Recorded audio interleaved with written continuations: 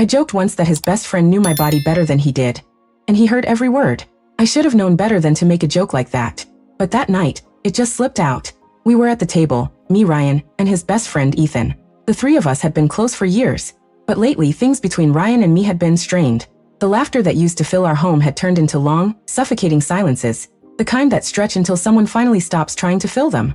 Ethan had cracked some harmless joke about relationships, about how couples lose their spark after marriage. I don't even remember what led to it, but I laughed and blurted, "Maybe that's because your best friend knows my body better than you do." The silence that followed was instant, heavy, choking. Ethan froze mid-sip, eyes wide. Ryan's fork stopped halfway to his mouth. I tried to brush it off, tucking a strand of hair behind my ear. "Relax, I'm kidding," I said with a nervous laugh. But Ryan didn't smile, not even a flicker. His eyes were locked on me, sharp, cold, like he was seeing a stranger. The air felt dense, almost unbreathable. Ethan cleared his throat and tried to steer the conversation elsewhere, but Ryan shoved his chair back and stood. "You think that's funny?" His voice was low, too calm. My throat went dry. "Ryan, come on," I said quietly. "It was just a stupid joke." "Was it?" He cut in, his tone slicing through the air. "Because it sounded awfully specific to me." Ethan mumbled something about heading out, but Ryan didn't even glance at him. He turned toward the kitchen, jaw tight. I followed, desperate to explain, but he stopped me with a raised hand. "I heard enough," he said flatly. "More than I ever wanted to." That night, he didn't come to bed. I lay awake, listening to the hum of the refrigerator, wondering how one careless sentence could rip open a wound I hadn't realized existed. By morning, the coffee pot sat full and untouched. His keys were gone, and beside my half-finished cup from the night before was his wedding ring. For the first 2 days, I told myself he just needed space. Ryan always cooled off alone. But by the third day, the silence felt different, heavier, deliberate. My calls went unanswered, my texts unread. Even Ethan stopped replying, and that silence cut deeper than I wanted to admit. I kept replaying that moment. Ryan's expression, the disbelief, the hurt. I hadn't meant it. Ethan and I had been friends long before Ryan came into the picture. There was never anything inappropriate.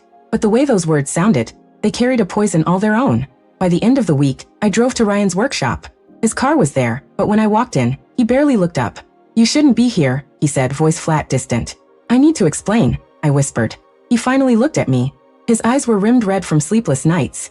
"Explain what?" "That my wife thinks my best friend knows her body better than I do." I flinched. "It was a joke, Ryan. You know how I get when I'm nervous." "No," he snapped, slamming a wrench onto the table. "I don't know who you are anymore. Maybe that's the problem." Tears stung my eyes. "You're twisting this into something it's not." "Am I?" His voice trembled now. "Because Ethan's been distant too. Makes me wonder why he couldn't even look at me that night." My heart dropped. "Don't do this. You know Ethan wouldn't." "I thought I knew you too," he said quietly, looking away. The silence that followed was deafening. The sound of tools clinking echoed between us. When I stepped forward, he stepped back, the space between us now an unspoken wall. "Go home," he said softly. "Just go." I left, but something inside me cracked that night. When I got home, I opened my phone and reread Ethan's last message from a week earlier. "We probably shouldn't hang out so much anymore. Ryan's starting to notice things." Notice things? My stomach twisted. There had never been anything to notice. But suddenly, every shared joke, every glance, every harmless text felt heavy with implication. That's when I realized the damage wasn't just done. It was permanent. The next morning, I couldn't take the silence anymore. I drove to Ethan's apartment, praying he could help me fix what I'd broken. He looked startled to see me, pale, exhausted.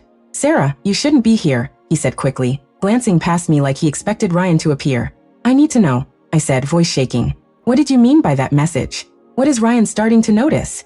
Ethan sighed, rubbing a hand through his hair. "He's been suspicious for a while. The way we talk, the inside jokes, how comfortable we are. He thinks there's something between us." "There isn't," I said, my voice cracking. "I know," he replied softly. "But after what you said that night," he exhaled. "It sounded real, Sarah.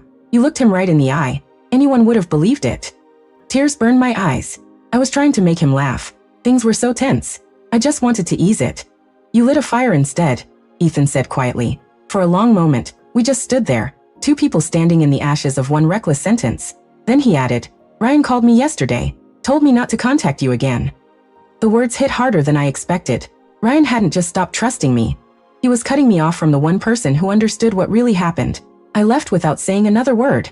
When I got home, the house felt hollow. Ryan's clothes were gone. His tools, his favorite coffee mug, all missing. On the counter sat a folded note. My hands trembled as I opened it. "I loved you enough to believe your words were careless. But I can't live in a house where I question every silence. Maybe one day you'll understand what that joke cost us." That night, I sat at the kitchen table, clutching the note to my chest, and thought about how fragile love truly is. How a single careless line can echo louder than years of devotion.